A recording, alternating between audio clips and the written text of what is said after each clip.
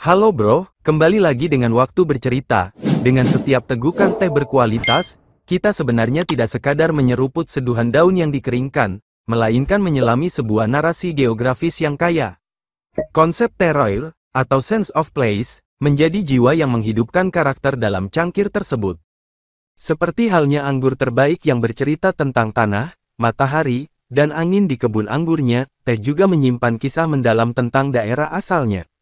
Setiap unsur lingkungan, mulai dari ketinggian dataran, pola curah hujan, intensitas cahaya matahari, komposisi tanah, hingga embun pagi yang membasahi pucuk, berkolaborasi membentuk profil rasa yang unik dan tidak dapat diduplikasi di belahan dunia manapun. Inilah yang membuat teh dari setiap kebun memiliki sidik jari sensoriknya sendiri, sebuah ekspresi murni dari alam yang tercurah lewat rasa, aroma, dan warna seduhannya. Interaksi rumit antara iklim mikro dan kondisi tanah menciptakan sebuah ekosistem yang unik bagi tanaman teh. Di dataran tinggi Indonesia, pohon teh tumbuh dalam naungan kabut yang nyaris konstan, di tanah yang disuburkan oleh material vulkanik purba. Kombinasi ini tidak hanya memengaruhi kelembaban dan suhu sekitar, tetapi juga mengatur laju pertumbuhan pucuk serta konsentrasi senyawa kimia di dalam daun. Hamparan hijau kebun teh di dataran tinggi Indonesia tidak hanya menyuguhkan pemandangan yang memukau mata, tetapi juga merupakan tempat di mana alam merajut sebuah ekosistem yang unik dan vital bagi pembentukan karakter teh. Salah satu elemen paling penting dalam ekosistem ini adalah kehadiran kabut yang hampir konstan, yang berperan layaknya sebuah natural air conditioner dan humidifier raksasa. Kabut ini bukan sekadar uap air yang melayang di antara barisan pohon teh, melainkan sebuah faktor penentu yang mempengaruhi fisiologi tanaman secara mendalam. Kelembaban tinggi yang dibawa kabut menciptakan lingkungan yang sejuk dan basah, yang secara alami memperlambat proses transpirasi dan pertumbuhan pucuk teh. Perlambatan ini memberikan waktu yang lebih panjang bagi daun untuk mengakumulasi senyawa-senyawa kimia kompleks yang bertanggung jawab atas cita rasa, aroma, dan kehalusan seduhan. Senyawa seperti L-theanin, sebuah asam amino yang hampir eksklusif ditemukan pada tanaman teh, berkembang lebih kaya dalam kondisi seperti ini. L-theanin inilah yang memberikan rasa umami, rasa gurih dan creamy yang sangat dihargai oleh para pecinta teh, serta membantu menciptakan keseimbangan rasa yang mengurangi kepahitan berlebihan dari katekin. Selain itu, kondisi lembab dan sejuk juga mendorong sintesis minyak esensial dan senyawa aromatik lainnya secara lebih perlahan dan bertahap. Proses yang tidak terburu-buru ini memungkinkan terbentuknya profil rasa yang lebih dalam, kompleks, dan nuans, dengan lapisan-lapisan aroma yang bisa terungkap satu persatu dalam setiap tegukan. Peran kabut tidak berhenti di situ, embun yang diendapkan kabut pada permukaan daun setiap pagi berfungsi seperti sebuah ritual pembersihan dan pemberian nutrisi alami. Tetesan embun tersebut membersihkan debu dan partikel lain yang mungkin menutupi stomata daun, memastikan proses fotosintesis dan respirasi berjalan optimal. Lebih dari itu, embun juga melarutkan berbagai mineral dan unsur hara yang terdapat di udara pegunungan, yang seringkali kaya akan elemen-elemen dari tanah vulkanik di sekitarnya, dan membawanya langsung ke permukaan daun. Penyerapan nutrisi melalui daun ini, meski dalam jumlah kecil, memberikan tambahan dimensi nutrisi dan rasa yang halus, sesuatu yang tidak bisa dicapai hanya melalui penyerapan akar saja. Dampak dari interaksi antara kabut dan tanaman teh ini paling terasa pada teh-teh yang diproduksi dengan processing minimal, seperti teh putih dan teh hijau. Pada teh putih, di mana pucuk termuda hanya dipetik dan dikeringkan secara alami, karakter yang terbentuk oleh kabut dan embun bisa dinikmati dalam bentuknya yang paling murni. Rasa-rasa segar, floral, dan sedikit sweet seperti rumput basah atau embun pagi sering dikaitkan dengan pengaruh langsung dari kondisi lembab ini. Sementara pada teh hijau, meski melalui proses pemanasan untuk menghentikan oksidasi, karakter segar dan hijaunya tetap terjaga berkat fondasi yang dibangun oleh lingkungan tumbuhnya. Oleh karena itu, kabut bukanlah sekadar fenomena cuaca yang pasif. Ia adalah aktor aktif yang membentuk, mengasuh, dan memelihara kualitas setiap pucuk teh sejak dini. Keberadaannya menciptakan sebuah mikrokosmos di mana waktu berjalan lebih lambat, dan setiap elemen bekerja sama untuk menciptakan sebuah hasil alam yang luar biasa. Ketika kita menyeruap teh dan merasakan kelembutan serta kompleksitas rasanya, sebagian dari kenikmatan itu adalah hadiah dari kabut yang setia menyelimuti kebun-kebun teh Indonesia di ketinggian. Aroma ikonik yang dikenal sebagai petrichor, bau tanah yang segar dan khas setelah hujan, merupakan salah satu parfum alam yang paling primitif dan memicu kenangan, dan dalam konteks kebun teh, aroma ini menjadi jauh lebih dari sekadar pengalaman indrawi yang sementara. Ia tertanam secara organik ke dalam karakter setiap helai daun. Proses dimulai ketika tetesan hujan jatuh menyentuh tanah vulkanik Indonesia yang telah lama kering. Tanah ini, diperkaya oleh abu dan mineral dari letusan gunung berapi purba, mengandung senyawa organik kompleks seperti geosmin yang dilepaskan oleh bakteri Actinomycetes yang hidup di dalamnya.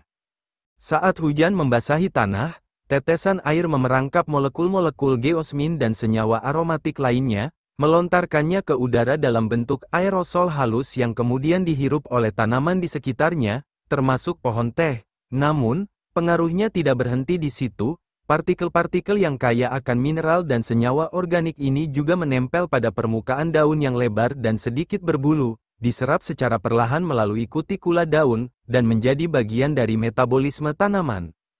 Proses penyerapan ini terjadi dalam jangka waktu yang panjang, dimulai dari masa pertumbuhan daun hingga ia siap dipetik. Unsur-unsur tanah yang kaya, seperti belerang, kalium, magnesium, dan besi, yang terbawa oleh hujan dan kemudian diserap oleh akar maupun daun, secara bertahap mengubah komposisi kimiawi dalam jaringan tanaman.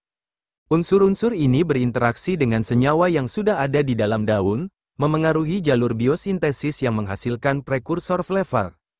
Sebagai contoh, belerang dapat meningkatkan produksi senyawa sulfur yang memberikan nuansa earthy yang dalam, sementara kalium berperan dalam pembentukan gula alami yang menyeimbangkan kepahitan. Inilah sebabnya teh yang tumbuh di daerah dengan tanah vulkanik seringkali memiliki tubuh yang lebih berat, rasa yang lebih grounded, dan kompleksitas mineral yang terasa jelas di lidah, seolah-olah kita tidak hanya menyeduh daunnya, tetapi juga menyeduh esensi bumi tempatnya bertumbuh.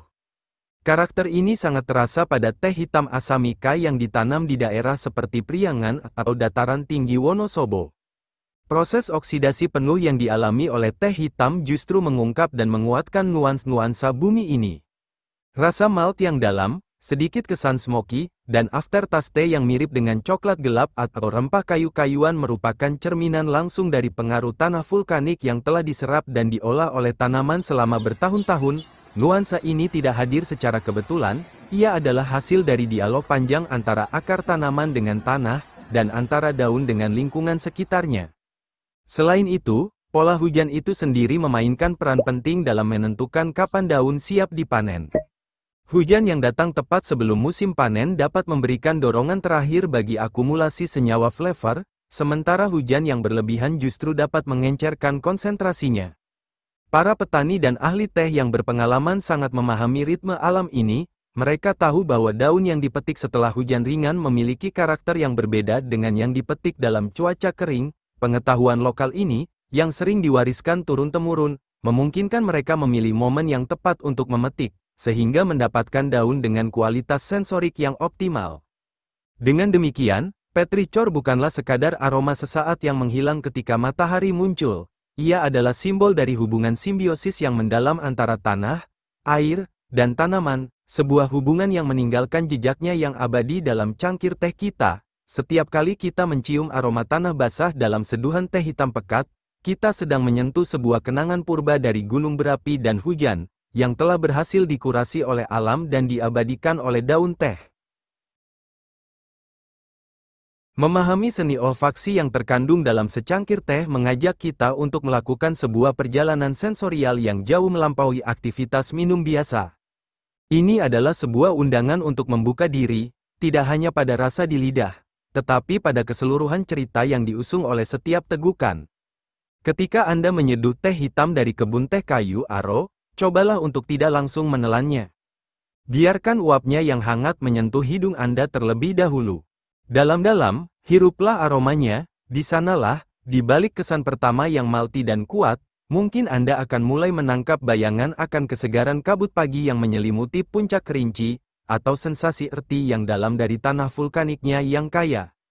Nuansa yang lebih halus mungkin akan terungkap kemudian, semacam kelembaban dari lumut yang menempel di batang pohon, atau bahkan kesejukan angin yang berhembus melalui lereng gunung. Teh, dengan demikian, bertransformasi menjadi sebuah medium penghubung yang powerful, sebuah jembatan antara kenyamanan rumah Anda dengan kekuatan liar dan murni dari sebuah lanskap yang jauh. Aktivitas ini mirip dengan sebuah meditasi atau latihan mindfulness. Dengan secara sadar memusatkan perhatian pada aroma dan rasa, kita melatih indera kita untuk menjadi lebih peka terhadap nuans-nuans yang sering kali terlewatkan. Cobalah untuk menutup mata Anda saat menyeruput, hilangkan gangguan visual, dan biarkan indera penciuman dan perasa yang memimpin.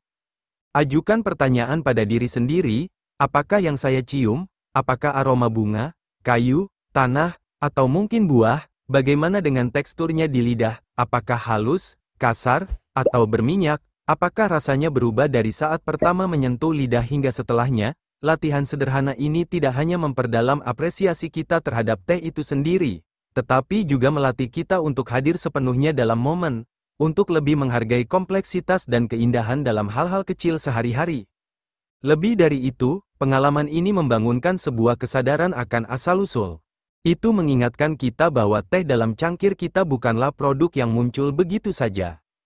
Ia adalah hasil akhir dari sebuah rantai proses yang panjang dan rumit yang melibatkan unsur-unsur alam, tanah, air, udara, dan api, dalam proses pengeringan, serta kerja keras dan pengetahuan dari banyak tangan, mulai dari petani yang memetik dengan cermat di terik matahari atau dinginnya kabut, hingga para ahli pemroses yang dengan skillnya mengolah daun mentah menjadi produk jadi. Setiap cangkir adalah sebuah penghormatan kepada seluruh ekosistem dan komunitas yang membuatnya menjadi mungkin. Oleh karena itu, melestarikan kebun teh tradisional dan praktik pertanian yang berkelanjutan bukan hanya tentang mempertahankan produktivitas atau nilai ekonomi. Itu pada dasarnya adalah tentang melestarikan sebuah library of flavor dan asteris archive of aromas yang tak ternilai, warisan sensorik Nusantara yang telah dibentuk oleh alam selama ribuan tahun. Setiap kebun teh yang beralih fungsi, setiap pola cuaca yang berubah drastis akibat krisis iklim, dan setiap praktik pertanian intensif yang mengikis kesuburan tanah, pada gilirannya secara perlahan mengikis kekayaan rasa dan cerita unik yang dikandungnya. Dengan demikian, menikmati teh dengan kesadaran penuh adalah sebuah tindakan yang jauh lebih dalam daripada sekadar memuaskan dahaga. Itu adalah sebuah bentuk rasa syukur, sebuah perayaan akan keajaiban alam, dan sebuah komitmen untuk turut menjaga warisan yang rapuh namun berharga ini. Ia mengajak kita untuk tidak hanya menjadi konsumen yang pasif, tetapi menjadi penikmat yang aktif, penjaga memori, dan duta dari cerita-cerita yang terkandung dalam setiap daun untuk generasi yang akan datang.